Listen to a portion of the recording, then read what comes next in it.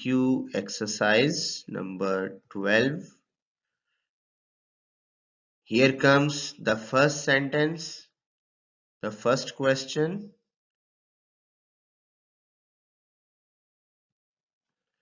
He lives miserly. जी, बज़ाहिर तो हमें लग रहा है ये सेंटेंस ठीक है, क्योंकि ly वाले वर्ड्स नॉर्मली एडवर्ब होते हैं। लेकिन इसी में तो ट्रिक है, एग्जामिनर ने यहाँ एक ट्रिक दिया है और हमने ये बात कई मर्तबा क्लास में की हुई है कि अगरचे ly वाले वर्ड्स एडवर्ब का काम देते हैं, लेकिन कुछ ऐसे भी हैं जो एडजेक्टिव्स होते हैं, जैसे लाइवली, लवली, डेडली। ये ly वाले वर्ड्स एडजेक्टिव्स हैं। इसी तरह से ब्रदरली, फादरली, मदरली। और हमने ये बात कही कि 3 वर्ड्स बहुत फेवरेट हैं करेक्शन के हवाले से एग्जामिनर्स को। उनमें ये स्ट्राइक करना चाहिए आपको कि हमने माइजरली की बात भी की हुई है। माइजरली, फ्रेंडली और कावर्डली, ये अगरचे ly रखते हैं, लेकिन ये एडजेक्टिव्स हैं। तो माइजरली मीन्स कंजूस, फ्रेंडली मीन्स मिलनसार, दोस्ताना, और कावर्डली मीन्स बुज़दिल। ये ly तो रखते हैं, लेकिन एडजेक्टिव्स हैं, राइट? एडवर्ब्स क्या कर रहे होते हैं? एक्शन वर्ब के मीनिंग में इजाफा करते हैं। तो जब हमने देखा ही लिव्स माइजरली, तो लिव की मुताबिक हमें, लिव वर्ब के मुताबिक हमें एडवर्ब चाहिए, जबकि आगे क्या मौजूद है? एडजेक्टिव। जैसे मैं कहूं ही प्लेड गुड, तो ये रॉन्ग होगा, क्योंकि गुड एडजेक्टिव है। हमें वहां वेल लगाएंगे हम, तो सेंटेंस ठीक बनेगा, he played well. In the same way lives के साथ हमें एडवर्ब चाहिए। देखते हैं कि आगे वाली ऑप्शंस में कहाँ हमें बेस्ट चॉइस मिल रही है। अल्फा को तो हमने एलिमिनेट कर दिया माइजरली की वजह से, क्योंकि यहाँ सिर्फ एडजेक्टिव है।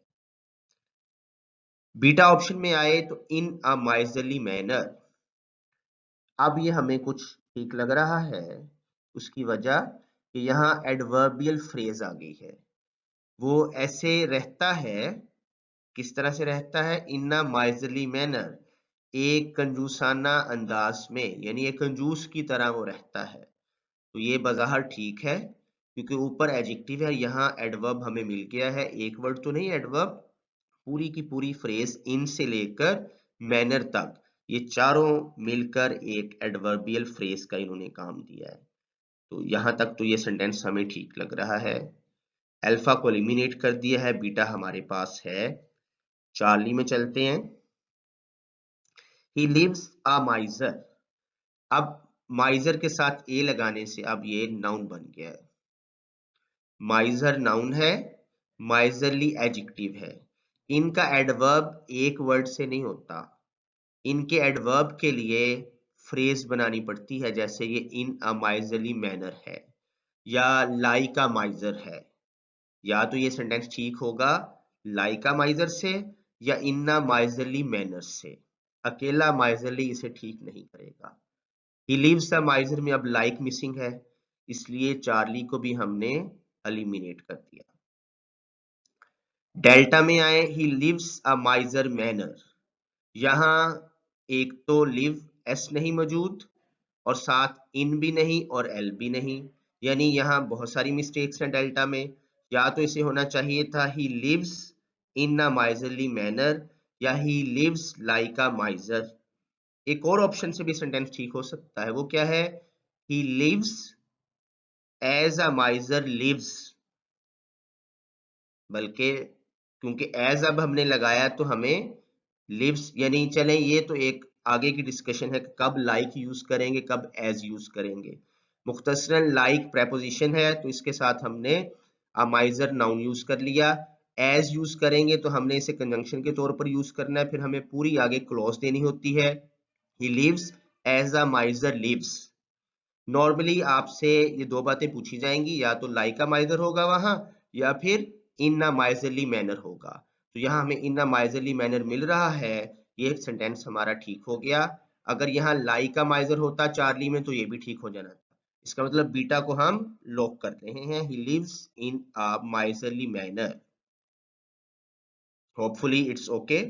आगे बढ़ते हैं। सेकंड सेंटेंस है जी, second question, the night is too cold, TOO2। ठीक है जी, ये एक नेगेटिव सेंस दे रहा होता है, मोर देन इनफ। अब नॉर्मली जब यहाँ TOO आए तो आगे या तो इंफिनिटिव होना चाहिए, to go out.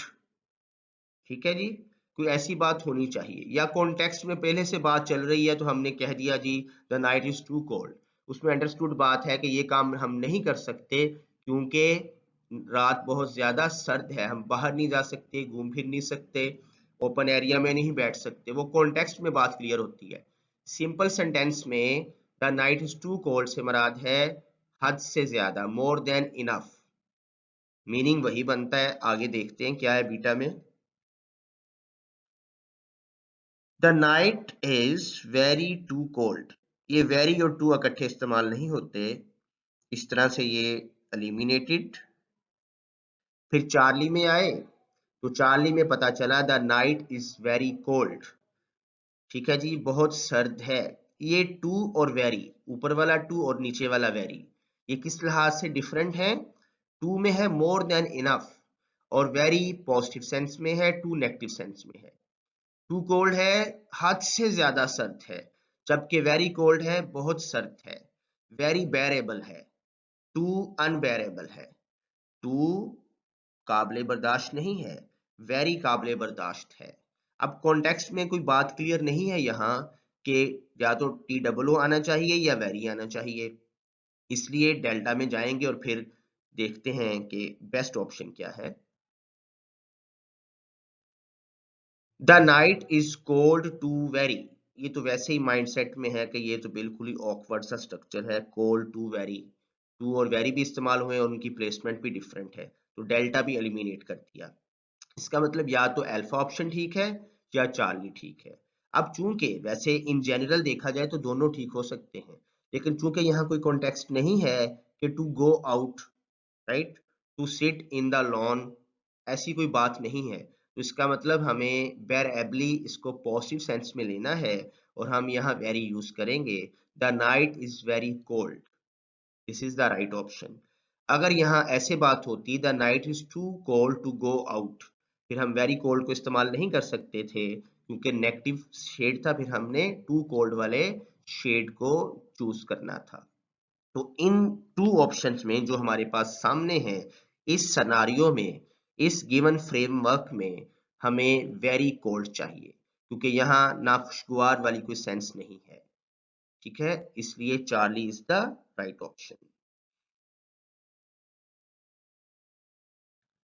Let's move forward.